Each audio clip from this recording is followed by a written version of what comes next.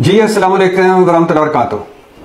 बिलावल भुट्टो साहब ने एक इंटरव्यू दिया है बीबीसी को और उस इंटरव्यू का पहला क्लिप, मेन क्लिप 16.5 मिनट का बीबीसी ने लगाया है।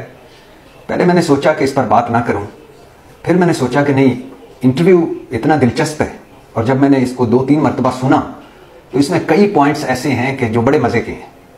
हमारे सियासतदान शायद समझते हैं कि ये जो आगे दुनिया बैठी है, जो इनको सुन रही होती है, वो चे है, बेवकूफ़ है, उनके मुंह पे चे लिखा हुआ है।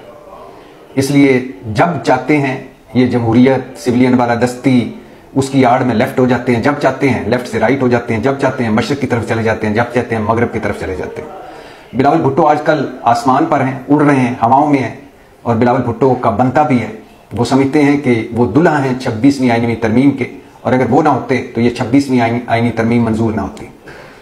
जाहिर है सारा क्रेडिट वो ले रहे हैं। और फिर हमारे यहाँ सियासत में, पार्टियों में जितनी खुशामद होती है, उसके बाद तो जाहिर है पीपल्स पार्टी वाले हर लम्हे बिलावल भुट्टो को ये कह रहे होंगे कि हजूर किबला इज्जत माब, आपने तो ऐसा काम कर दिया कि आज ज़ुल्फ़िकार अली भुट्टो और बेनज़ीर भुट्टो की रूह भी खुश हो गई होगी।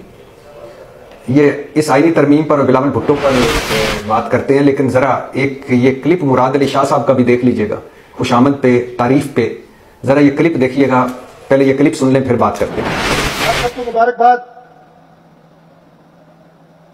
मीर जुल्फ़िकार इस दुनिया में आ गए और चेयरमैन बिलावल भुट्टो जरदारी तीसरी बार मामू बने हैं और सरदार आसिफ अली जरदारी नाना बने हैं। हम सब, कोई नाना बना है, कोई भाई बना है, कोई चाचा बना है, कोई मामा बना है, हम सब और आप सब। इसकी भी खुशी है कि जिस दिन आईनी तरमीम मंजूर हुई उसी के साथ बीबी बख्तावर भुट्टो जरदारी साहिबा के घर में मीर जुल्फ़िकार पैदा हुआ। देखिए, मुराद अली शाह साहब सिंध के चीफ मिनिस्टर हैं, वो कहीं तकरीब से खिताब कर रहे हैं और बख्तावर साहिबा के यहाँ बेटे की वलादत हुई है।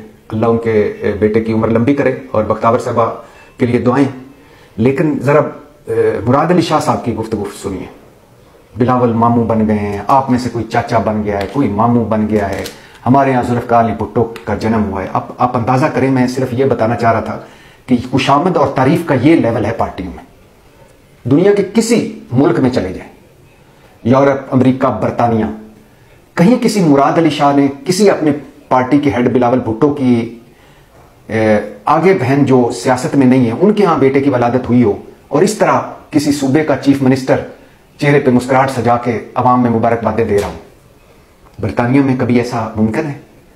शाही खानदान में बच्चे पैदा होते होंगे और मरहुमा मलका दादी नानी बनती रही। किसी वजीर आजम ने खड़े होकर कहा कि मुबारक हो, आज साडा नवा बादशाह पैदा हो गया।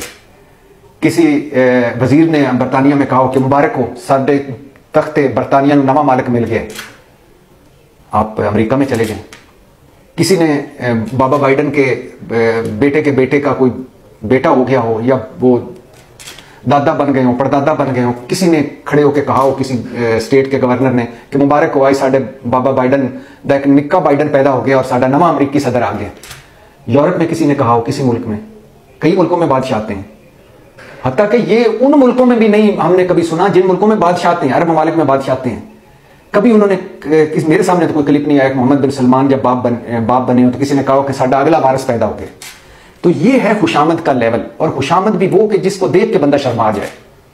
बेनज़ीर भुट्टो साहबा का मैं कहीं पढ़ रहा था कि उन्होंने एक दिन वो बहुत खुश थी, पार्टी का यौम तसीस था, यौम तसीस यानी जिस दिन पार्टी बनी वो पार्टी का दिन था।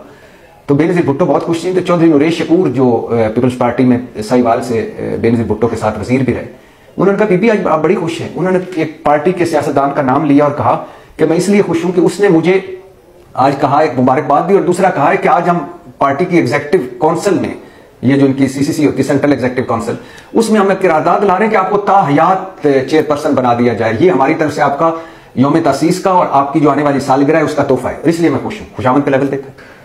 फिर वो आपको जब जिन दिनों नवाज शरीफ साहब मुझे क्यों निकाला का लॉन्ग मार्च कर रहे थे, तो वो खानेवाल के एमएनए का आपने क्लिप देखा होगा, नवाज शरीफ और मरियम नवाज बैठी हुई थी और भी मुस्लिम लीगी बैठे हुए थे। तो खानेवाल के एमएनए मरियम नवाज और नवाज शरीफ को मुखातब करके कह रहा था कि मैंने तहरीके पाकिस्तान की जो तहरीक चली थी, जो कायदे आजम और फातिमा जना ने चलाई थी, मैंने वो नहीं देखी, लेकिन मैं आप और मरियम नवाज साहिबा को देख रहा हूं। और मुझे लग रहा है कायदे आजम और फातिमा जना एक बार फिर तहरीक चला रहे हैं इस मुल्क की। खुशामद का लेवल देखें, ये है खुशामद। और इस लेवल की खुशामद में बिलावल भुट्टो को आज सोचिए कि पार्टी कहां ऊपर ले जा चुकी होगी, और कह रही होगी कि मेरा ख्याल है कायदे आजम साहब के बाद आप ये, बल्कि उन्होंने कह दिया होगा कि कायदे आजम साहब भी होते तो ये 26वीं आईनी तरमीम ना मंजूर करवा सकते। तो वापस आते हैं बिलावल भुट्टो के जो बीबीसी के इंटरव्यू पर। बिलावल भुट्टो साहब के पॉइंट्स डिस्कस कर लेते हैं।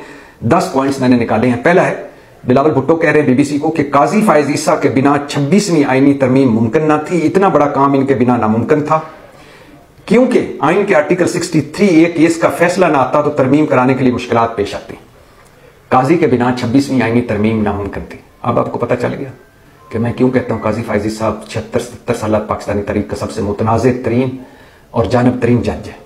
एक सियासतदान कह रहा है कि काजी ना होता चीफ जस्टिस तो हम आईनी तरमीम मंजूर ना करवा सकते। मतलब कितना किरदार था काजी का, काजी ने कितनी गारंटियां दी हुई होंगी इन लोगों को कि आप करें, सुप्रीम कोर्ट को मैं संभाल लूंगा। और फिर आगे वो उसी सांस में कहते हैं 63A केस जिसका काजी फायज ईसा ने गैर कानूनी जजेस कमेटी बनाकर मंसूर शाह के बगैर अमीनुद्दीन और मिलकर काजी साहब ने वो कमेटी में ये केस लगाया और लोटा क्रेसी को जायज करार दिया, और जिस पर यह आईनी तरमीम मंजूर होगी लोटों की मदद से। बाकी अब इस पर मैं क्या तबसरे और तजिए करूं, अल्लाह का शुक्र है काजी से जान छूट रही है। आगे बिलावल भुट्टो कह रहे नून लीग की ख्वाहिश थी कि फौजी तनसीबात पर हमला करने वालों का आइन के आर्टिकल 8 और आर्मी एक्ट के तहत फौजी अदालतों में सिविलियन का मुकदमा चलाया जा सके और इसका इतलाक माजी से हो। वो कह रहे थे, बिलावल भुट्टो कहना चाहते नून लीग ये तरमीम भी चाहती थी लेकिन हमने नहीं होने दी।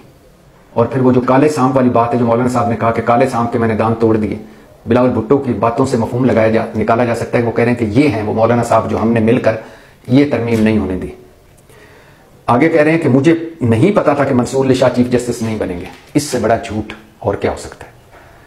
सारी ये 26वीं आईनी तरमीम लाई इसलिए गई थी कि काजी फायज ईसा को एक्सटेंशन दी जा सके आईनी अदालत बनाकर। क्यों एक्सटेंशन दी जा सके? कि मंसूर अली शाह मुनीब अख्तर चीफ जस्टिस ना बन सके। जब काजी पर बहुत ज्यादा रेजिस्टेंस आई, मजामत आई, काजी साहब मुतनाज़े हो गए, तो फिर उन्होंने कहा काजी ना भी आए लेकिन हमने अपना मकसद तो पूरा करना है ना कि मुनीब अख्तर और मंसूर अली शाह चीफ जस्टिस ना बन पाए, को बना दिया गया।